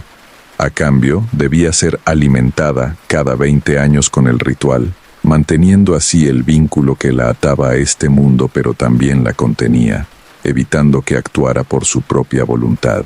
Si el pacto se rompe, leía el texto, el guardián quedará libre de sus ataduras pero no de su hambre, y su hambre es insaciable. Cerré el libro con fuerza, mis manos estaban sudando. Esto no podía ser real, tenía que ser algún tipo de folclore familiar, tradiciones antiguas que mi abuela había tomado demasiado en serio en su vejez. Pero entonces escuché algo, un susurro. Venía de algún lugar del sótano, pero no podía identificar exactamente de dónde. Era como si las mismas paredes estuvieran hablando. No entendía las palabras, pero el tono era inconfundible. Era una invitación, una promesa, una amenaza. Salí del sótano lo más rápido que pude, tropezando en los escalones, mi corazón martilleando en mi pecho. Cerré la trampilla y la aseguré con el pestillo. Me quedé ahí, en la cocina, tratando de recuperar el aliento. Miré el calendario en la pared. Era 28 de octubre. Me quedaban 5 días hasta la fecha indicada en la carta. Los siguientes 3 días fueron una pesadilla. Intenté convencerme de que todo era producto de mi imaginación, del estrés por la muerte de mi abuela, del ambiente opresivo de ese pueblo aislado. Pero los eventos que siguieron hicieron imposible mantener esa racionalización.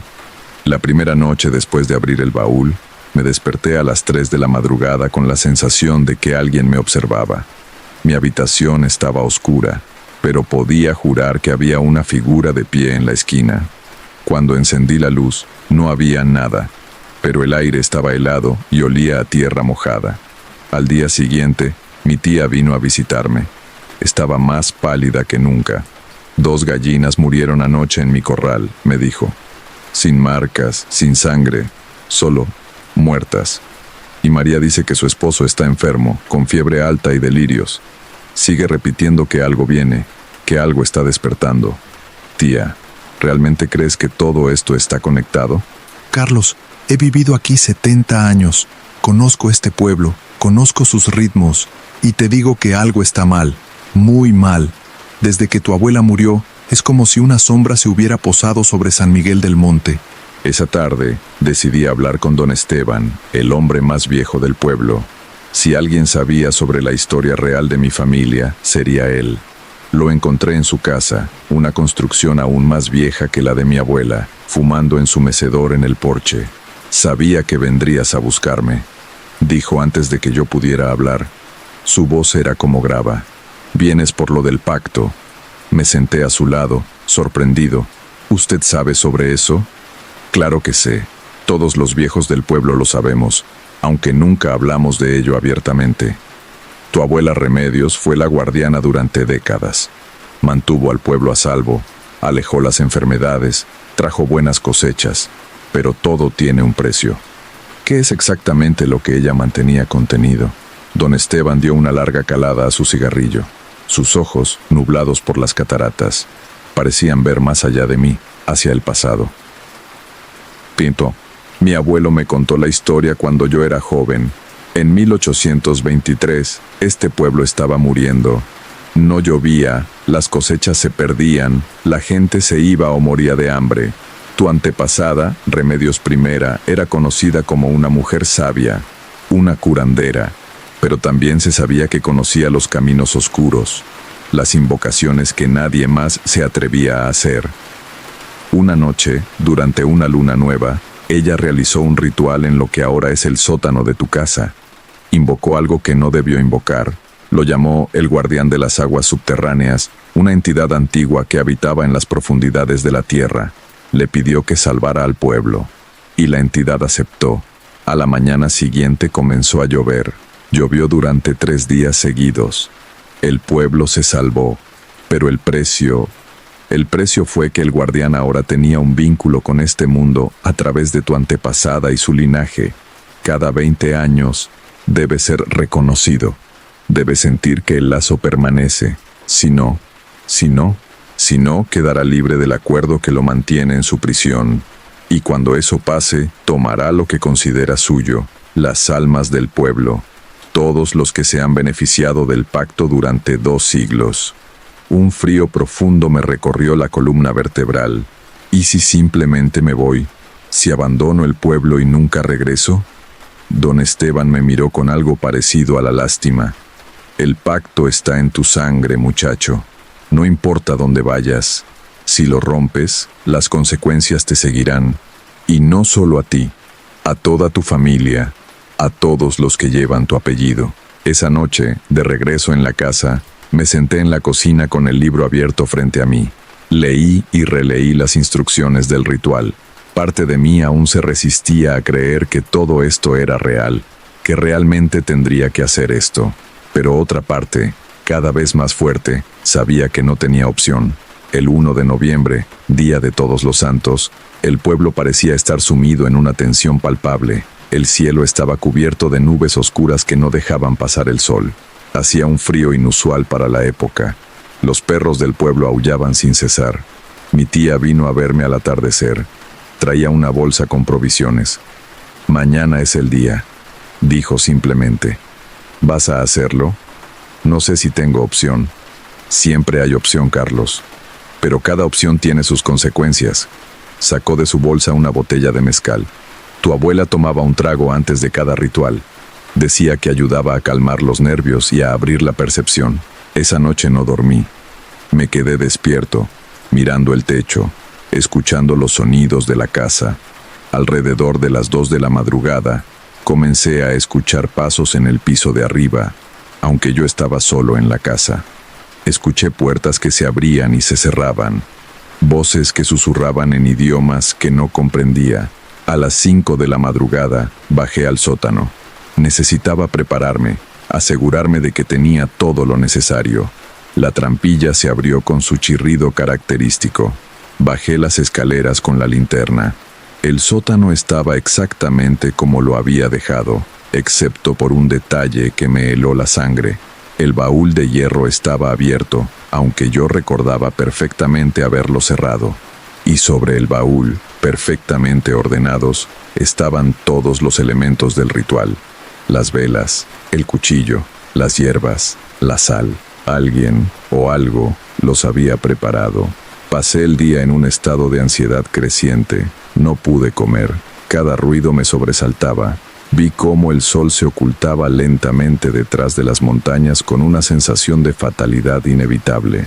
A las 11 de la noche me preparé. Me cambié de ropa, poniéndome algo cómodo como indicaba el libro. Tomé el trago de mezcal que mi tía había dejado. Quemaba al bajar, pero efectivamente calmó un poco mis nervios. A las 11:30 bajé al sótano por última vez. Seguí las instrucciones al pie de la letra. Dibujé el círculo de sal en el centro del sótano, asegurándome de que fuera perfecto. Coloqué las 7 velas en los puntos cardinales y los puntos intermedios, formando una estrella. Encendí cada una con cerillas de madera, nunca con fuego moderno, como especificaba el libro. Coloqué las hierbas en un pequeño brasero de bronce que había encontrado en el baúl. Cuando las encendí, comenzaron a arder con un humo denso y aromático que rápidamente llenó el sótano. El olor era dulzón pero también acre, mareante. Mi reloj marcaba las 11:58. Me coloqué en el centro del círculo de sal, el libro abierto en la página del ritual, el cuchillo en mi mano derecha. Mi corazón latía tan fuerte que podía escucharlo en mis oídos. 11:59. El aire del sótano comenzó a cambiar. Se volvió más denso, más frío. Las velas parpadeaban aunque no había corriente de aire. El humo de las hierbas empezó a moverse de forma extraña, formando patrones que casi parecían tener sentido, como si fueran letras de un alfabeto desconocido. Medianoche. Comencé a recitar las palabras del ritual. Mi voz sonaba extraña en el espacio cerrado del sótano, como si viniera de muy lejos. Las palabras eran difíciles. Mi lengua tropezaba con sonidos que no estaba hecho para pronunciar. Pero continué, leyendo fonéticamente como mi abuela había escrito en el margen del libro. Mientras recitaba, la temperatura cayó drásticamente. Mi aliento se volvió visible. Las velas ahora ardían con llamas azules en lugar de naranjas. El humo de las hierbas comenzó a girar, formando un vórtice sobre mi cabeza, y entonces lo sentí. Una presencia. Algo estaba aquí conmigo en el sótano. Algo inmenso, antiguo, poderoso. No podía verlo, pero lo sentía con cada célula de mi cuerpo. Era como estar de pie frente a un océano oscuro, sabiendo que en sus profundidades habita algo colosal. Llegué a la parte del ritual donde debía hacer la ofrenda de sangre. Con manos temblorosas acerqué el filo del cuchillo a mi palma izquierda. El metal estaba tan frío que quemaba. Hice el corte. Un tajo superficial pero suficiente. La sangre brotó, oscura bajo la luz azul de las velas. Extendí mi mano sobre el círculo de sal, dejando que 3 gotas cayeran exactamente en el centro. Cuando la tercera gota tocó el suelo, todo cambió. El sótano se llenó de una luz que no venía de ninguna fuente visible. Era una luz verdosa, pulsante, como si las mismas piedras de las paredes estuvieran brillando. El vórtice de humo sobre mi cabeza se aceleró, girando cada vez más rápido, y en su centro comenzó a formarse algo. Una forma. Al principio era solo sombra, pero gradualmente se fue solidificando. Era humanoide, pero solo vagamente. Demasiado alto, demasiado delgado, con extremidades que se doblaban en ángulos incorrectos. No tenía rostro definido, solo un óvalo oscuro donde deberían estar las facciones. Y me habló. No con palabras audibles, sino directamente en mi mente. Una voz que era muchas voces al mismo tiempo, como si 1000 personas hablaran al unísono pero ligeramente desincronizadas. Nueva guardiana, retumbó en mi cabeza. El lazo se renueva, el pacto continúa. No pude responder, estaba paralizado, todos mis músculos tensos, mi mente gritando pero mi cuerpo incapaz de moverse. Durante 20 ciclos más, mantendré mi promesa, protección para los tuyos, abundancia para la tierra, conocimiento para quien lo busque.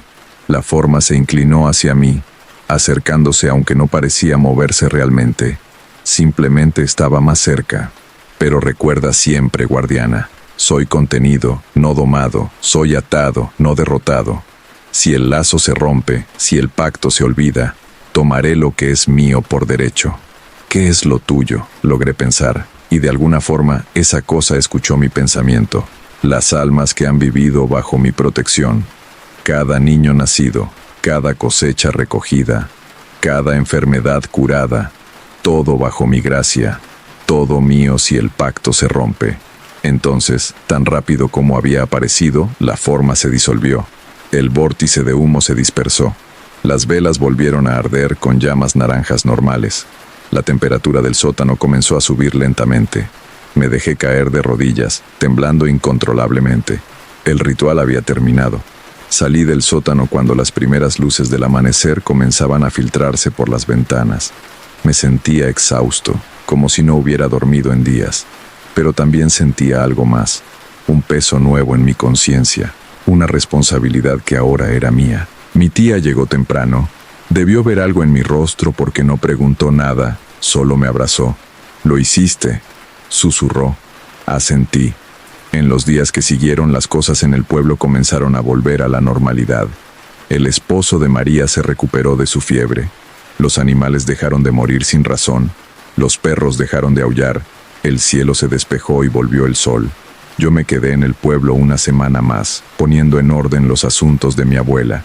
Vendí la mayoría de sus posesiones, pero guardé lo esencial, el libro, el baúl, los implementos del ritual. Los llevé conmigo cuando regresé a la ciudad. Ahora, 2 años después, vivo con el conocimiento de lo que hice, de lo que tendré que volver a hacer en 18 años. He estudiado el libro en profundidad, aprendiendo sus secretos. Mi abuela tenía razón. Hay poder en ese conocimiento, pero también responsabilidad. A veces, en la quietud de la noche, todavía escucho esa voz en mi cabeza. Un susurro distante, un recordatorio de que el pacto permanece, de que hay algo antiguo y poderoso esperando en las profundidades, contenido pero no derrotado, atado pero no domado. Y cada vez que lo escucho me pregunto, ¿hice lo correcto? ¿Debí haberlo hecho? ¿O debí haber dejado que el pacto se rompiera, sin importar las consecuencias? Pero ya es tarde para esas preguntas. El lazo se renovó. Soy el guardián ahora, y en 18 años tendré que volver a ese sótano y enfrentar nuevamente a esa presencia. Solo espero tener el valor cuando llegue ese momento, porque ahora sé la verdad. Mi familia no ha sido solo guardiana de un pacto. Hemos sido carceleros, y lo que mantenemos encerrado no debe nunca, bajo ninguna circunstancia, ser liberado. Esa fue la historia que Carlos me compartió. Dice que cada día de muertos, sin falta, regresa a San Miguel del Monte para visitar la tumba de su abuela, y que a veces, cuando está solo en su apartamento de la ciudad, puede sentir esa presencia observándolo, recordándole su obligación. ¿Tú qué opinas? ¿Habrías hecho lo mismo en su lugar? Me encantaría leer tu respuesta en los comentarios. Y si conoces alguna historia similar sobre pactos familiares o rituales antiguos, compártela conmigo. Cada testimonio es valioso. Cuídate mucho y nos escuchamos en la próxima historia.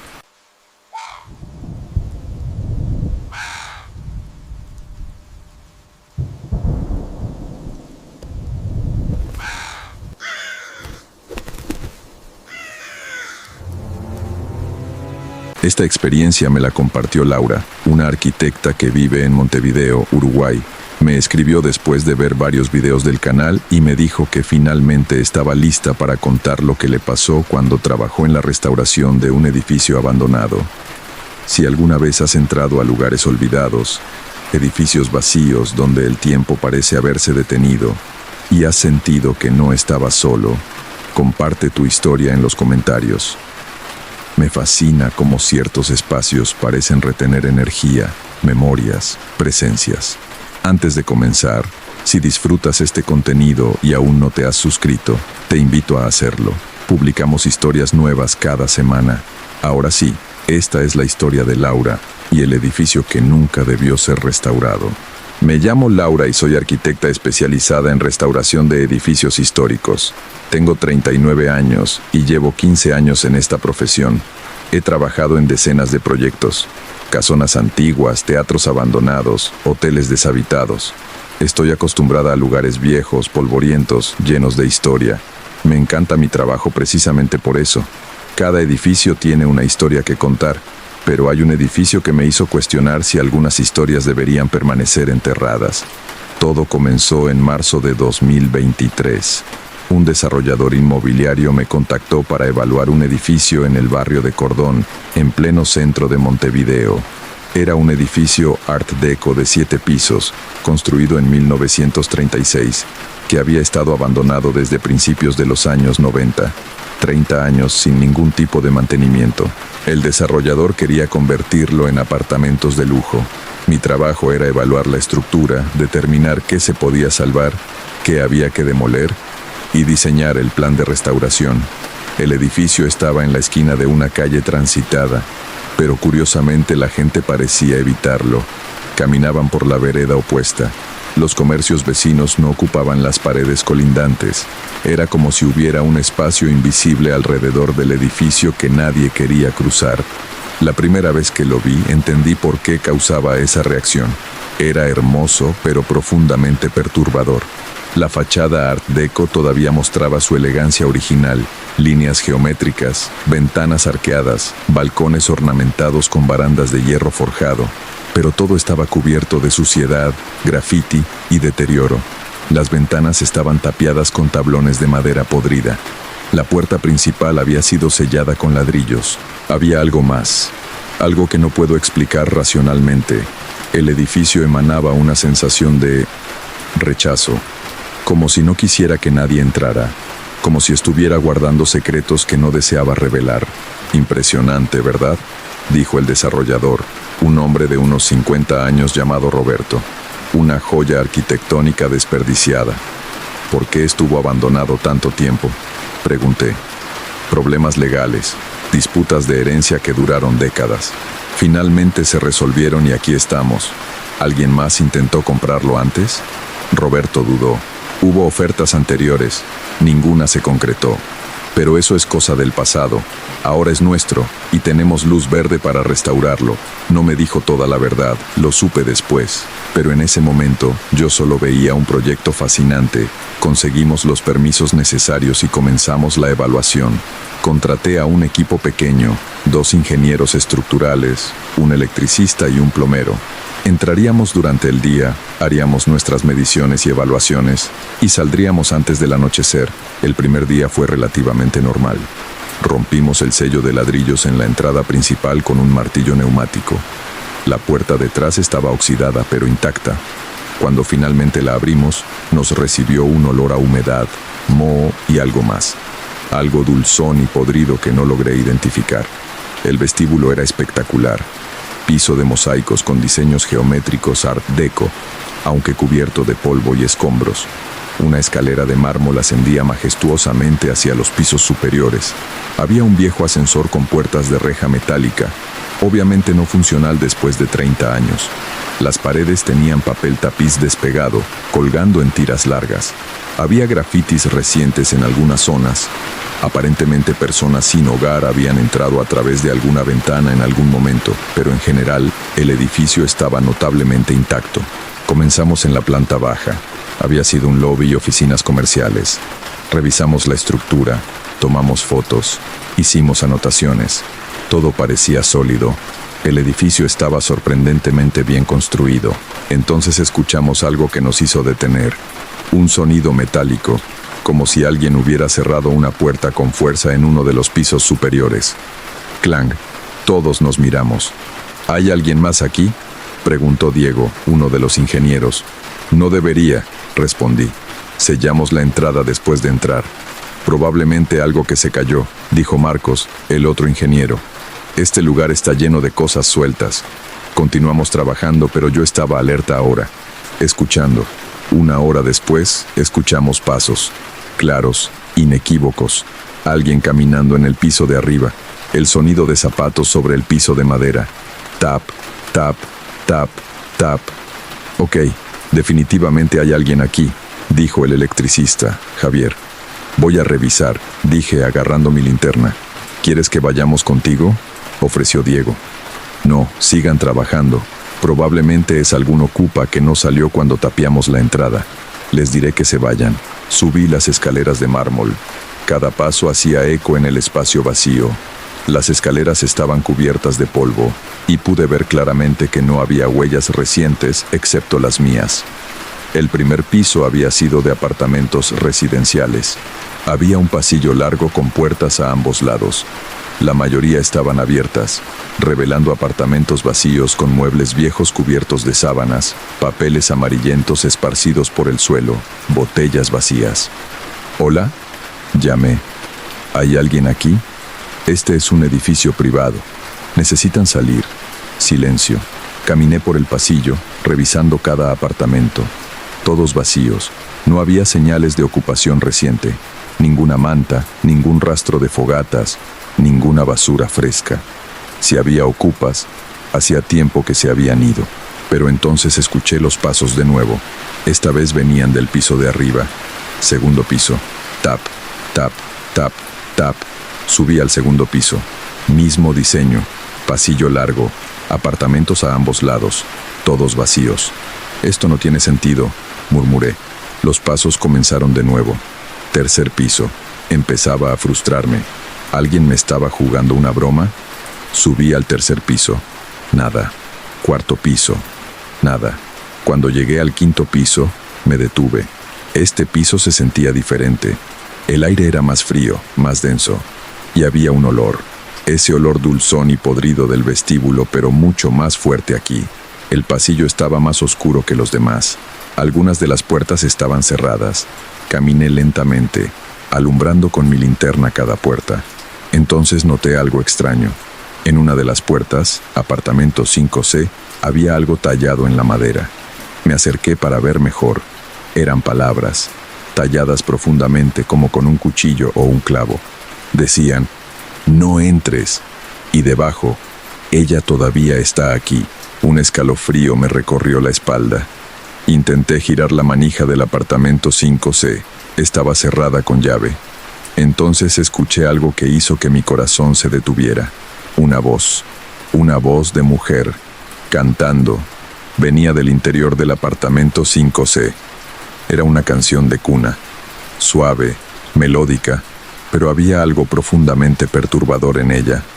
La melodía era correcta, pero el tono era vacío, sin emoción, como una grabación reproducida en loop. «Duerme, duerme, mi niño, duerme sin temor. Mamá está aquí, mamá siempre estará aquí». «¿Hola?», dije tocando la puerta. «¿Hay alguien ahí dentro?». La canción se detuvo abruptamente. Silencio. «Mi nombre es Laura, soy arquitecta. Este edificio va a ser restaurado. Si hay alguien viviendo aquí, necesito que salgan. Puedo ayudarles a encontrar otro lugar».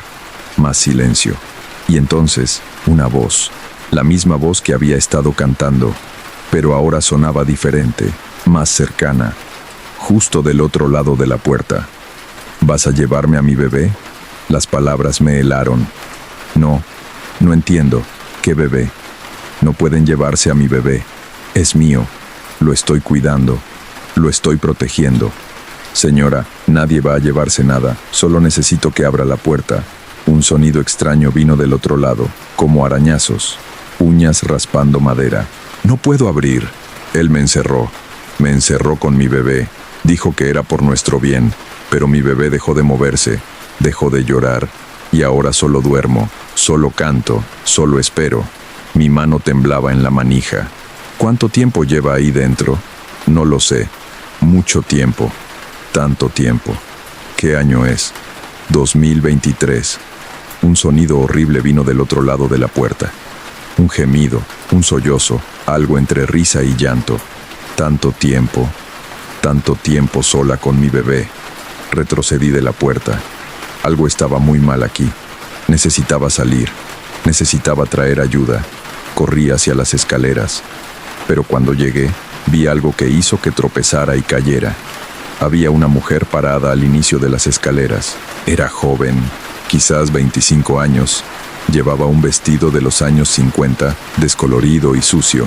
Su cabello era largo y enmarañado, y en sus brazos sostenía algo envuelto en una manta vieja. Nos miramos fijamente.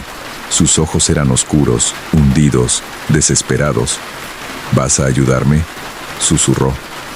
«Por favor, ayúdame a salir». Él me encerró hace tanto tiempo. ¿Quién? ¿Quién te encerró? Mi esposo. Dijo que yo estaba enferma, que el bebé estaba enfermo, que teníamos que quedarnos aquí hasta que nos curáramos. Pero nunca nos curamos. Y él nunca volvió. Di un paso hacia ella extendiendo mi mano. Puedo ayudarte. Ven conmigo, salgamos de aquí. Ella sonrió.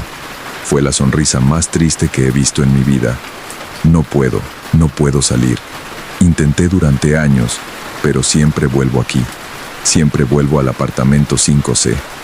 ¿Qué tienes en tus brazos? Ella miró hacia abajo, a la manta. Lentamente, apartó una esquina para mostrarme lo que sostenía. No era un bebé, era un esqueleto pequeño. Un esqueleto de infante, envuelto cuidadosamente en la manta descolorida. Grité. No pude evitarlo. Y cuando grité, ella desapareció. Simplemente se desvaneció como humo. Bajé las escaleras a tropezones, casi cayéndome varias veces. Llegué a la planta baja donde mi equipo seguía trabajando. «Tenemos que irnos», grité.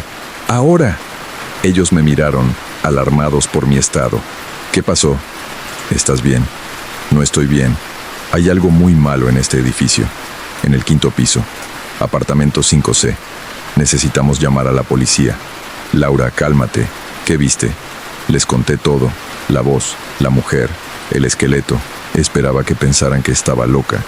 Pero Diego y Marcos intercambiaron una mirada significativa. «Tenemos que decirte algo», dijo Diego finalmente. «Mientras estabas arriba, encontramos esto». Me mostró un periódico viejo que habían encontrado entre los escombros. Estaba amarillento, quebradizo, fechado en julio de 1957. El titular decía: «Tragedia en edificio de Cordón, mujer y bebé encontrados muertos». Leí el artículo con manos temblorosas. Contaba la historia de una mujer joven, María Elena Suárez, de 24 años, que vivía en el apartamento 5C con su esposo y su bebé de 3 meses. El esposo, Roberto Suárez, había sido arrestado por homicidio. Según el artículo, Roberto sufría de trastorno delirante y se había convencido de que su esposa y su bebé estaban poseídos por demonios. Los encerró en el apartamento y se llevó la llave. Los vecinos escucharon gritos y llantos durante días, pero Roberto les dijo que estaban enfermos y necesitaban cuarentena. Cuando finalmente la policía entró, una semana después, encontraron a María Elena muerta de deshidratación y hambre. El bebé había muerto días antes. María Elena había seguido meciéndolo, cantándole, incluso después de que muriera. Roberto fue enviado a un hospital psiquiátrico donde murió años después. El apartamento 5C nunca fue alquilado nuevamente. Algunos decían que los vecinos escuchaban cantar durante las noches. Otros decían que veían una mujer joven mirando desde la ventana, sosteniendo algo en sus brazos. El edificio comenzó a vaciarse gradualmente. La gente no quería vivir ahí. Para 1990, el último inquilino se había ido, y el edificio quedó abandonado. «Tenemos que abrir ese apartamento», dije. «Tenemos que encontrar sus restos y darles un entierro apropiado». Llamamos a la policía. Vinieron con un equipo forense. Forzaron la puerta del apartamento 5C. Lo que encontraron confirmó la historia del periódico. En la habitación principal encontraron restos humanos. Un esqueleto adulto en la cama, acurrucado en posición fetal, y en sus brazos, los restos pequeños de un bebé. Habían estado ahí durante 66 años. Olvidados. Atrapados. El caso fue reabierto como investigación histórica. Los restos fueron identificados mediante registros dentales y otros documentos encontrados en el apartamento. Eran efectivamente María Elena Suárez y su hijo, Martín Suárez. Se organizó un funeral apropiado, una tumba compartida en el cementerio central de Montevideo. Algunos familiares lejanos asistieron, sobrinos nietos que apenas conocían la historia. Yo también fui. Sentí que tenía que hacerlo, que se lo debía a ella después de nuestro encuentro. Mientras bajaban los ataúdes, sentí algo, una brisa cálida en mi mejilla, a pesar de que era un día sin viento, y pude jurar que escuché un susurro: «Gracias». Después del funeral, el desarrollador decidió cancelar el proyecto. Dijo que era por razones financieras, pero yo sabía la verdad. El edificio tenía demasiada historia oscura. demasiado dolor impregnado en sus paredes. El edificio sigue ahí, todavía abandonado, todavía evitado por los transeúntes, pero ahora hay una placa en la entrada, una placa que coloqué yo misma, con permiso de las autoridades. Dice, en memoria de María Elena Suárez, 1933-1957, y su hijo Martín, 1957. Que descansen en paz. A veces paso por ahí, y el edificio se siente diferente ahora, todavía abandonado, todavía deteriorado, pero ya no emana ese rechazo, ya no se siente embrujado, se siente en paz. O al menos eso es lo que me gusta pensar, porque la alternativa, que María Elena todavía esté ahí, todavía esperando, todavía cantándole a su bebé, es demasiado triste para contemplar. Desde entonces, he trabajado en muchos otros proyectos de restauración, pero siempre investigo la historia completa antes de comenzar, porque aprendí que los edificios no son solo estructuras de ladrillo y concreto, son contenedores de memoria, de vida, de muerte, de historias que a veces necesitan ser contadas para que las almas puedan finalmente descansar. Y algunas historias necesitan más que ser contadas, necesitan ser honradas, recordadas, respetadas. Esa es la verdadera restauración, no solo de edificios, sino de dignidad humana. Eso fue todo lo que Laura compartió conmigo. Me dijo que esa experiencia cambió completamente cómo aborda su trabajo ahora. Si alguna vez has trabajado en lugares con historia oscura, o si has vivido algo que te hizo creer que algunas presencias solo buscan paz, déjalo en los comentarios. Me encanta leer sus experiencias y perspectivas.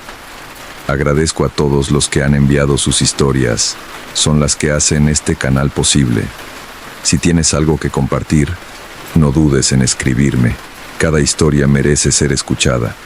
Que tengas una buena noche y nos vemos en la siguiente historia.